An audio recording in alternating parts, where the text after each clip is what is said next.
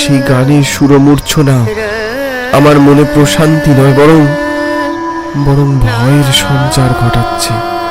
ধীরে ধীরে চোখের সামনে স্পষ্ট হয়ে উঠছে একটা নারী মূর্তি, নত মস্তকে দুহাত শূন্যে তুলে উন্মত্তের মতো আমার চারপাশে ঘুরে ঘুরে গান করছে। কে কে কে কে আপনি? সঙ্গে সঙ্গে সেই নারী মূর্তি তাকালো আমার দিকে, হাসতে হাসতে বলল, আমার ছবি আঁকবেন বলেছিলেন না? নিন নিন, এবার আঁকুন আমার ছবি। আমি চমকে উঠলাম।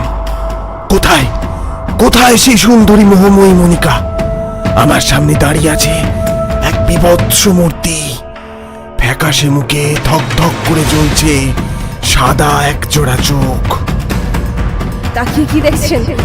আঁকুন আঁকুন আমার ছবি, আঁকুন আমার ছবি, আঁকুন এখন।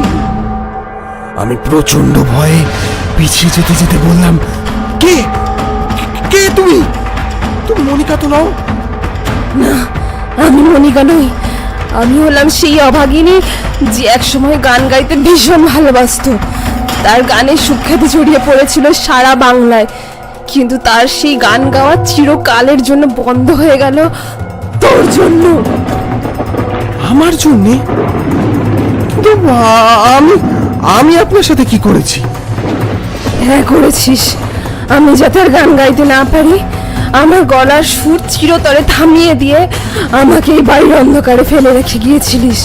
আজ নিজের শখ পূরণ করতে তুই বাড়ি ছাড়া হয়েছিস, আর এদিকে আমার সব স্বপ্ন